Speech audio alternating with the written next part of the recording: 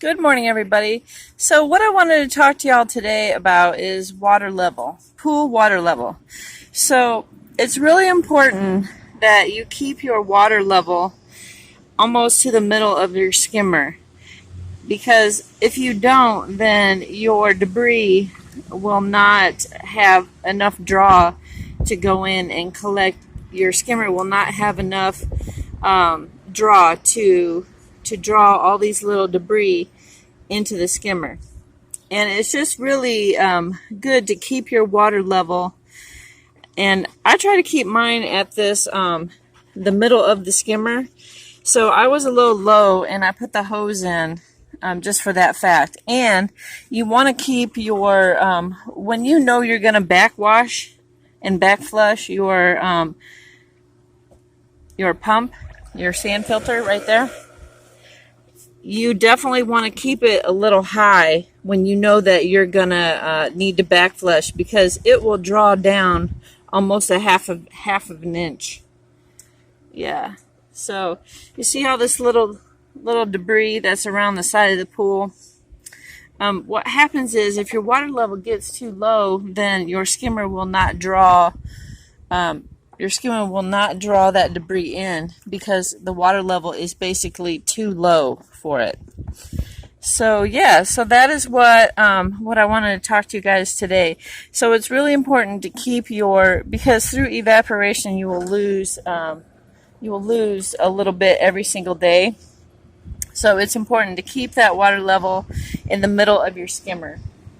And a lot of people don't. They really just you get in and out all the time, and you don't realize that as you're getting in and out too, you lose water, because that water is on your body, and as you get out, you lose a little bit of water. If you have kids, you lose tons of water every single day, because they're in and out, in and out, in and out constantly. So you definitely want to keep that water level to the middle of your skimmer, or a little bit higher if you know that you need to clean your filter out, because you get the best draw that way. And if it's too low, your flap that's in your skimmer does not keep the debris in the basket.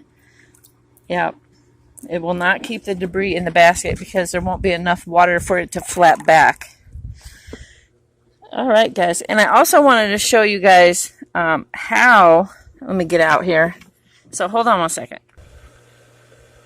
Alright guys, so the next thing I wanted to show you is how you prepare for a backflush.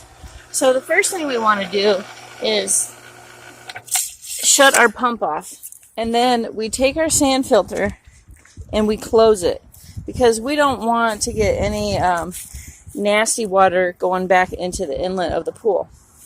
And we also need to close this valve right here.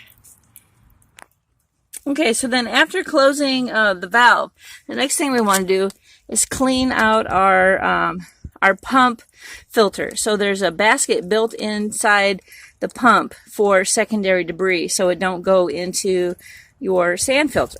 So let's take that off. So once you have that to the open position, then see your basket is on the inside, and look at all that debris that it catches for the secondary, and we need to get that out of there.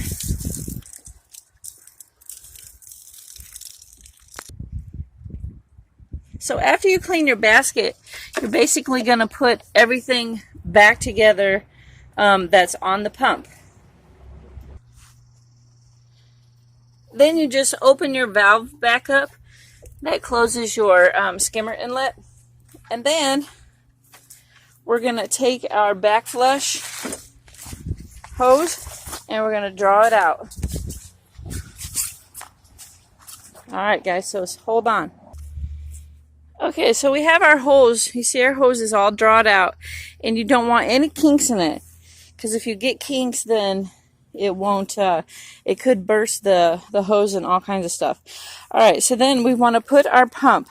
We have all of these. We have backwash, close, waste, winterize, filter, and then on this side we have rinse and recirculate. So we're going to put this on backwash. And then what it's going to do is going to open this here. And this guy right here is a window to see how dirty your water is. Okay? So I'm going to try and do this one-handed, guys, so that you guys can see how dirty this window gets and what you have to do. All right, so then next step we do is turn our pump back on. Oh! And I knew that would happen, guys.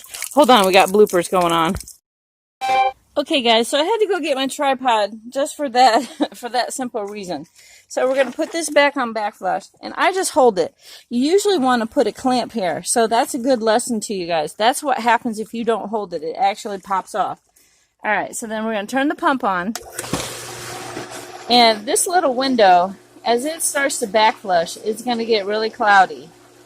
You guys can see the debris that's in there right now. See how kind of yellowy it gets? Yeah, see, because the pump needs to be backflushed. It gets really, really cloudy. So basically, you are really going to backflush until you get this pretty clear. And I waited purposely so that I can make a video to show you guys what this window looks like when the pump, it's dirty inside here. See all that debris inside there too? Yeah. So the basket from the pump actually, some of this debris actually gets through there too if you don't clean your pump out properly too. So now it's almost gone back clear. So that's probably a good backflush right there. Even though there's a little bit of debris in there, we're going to go ahead and shut our pump off. And then we're going to turn this to rinse because we want to rinse the sand off. And then we turn our pump back on. And basically, what we want to see is that this window stays clear. And you only need to rinse that for just a couple seconds. And then you put this back on filter. And I can stop holding this. Put it back on filter. And then you're done. That's it. That's the whole process.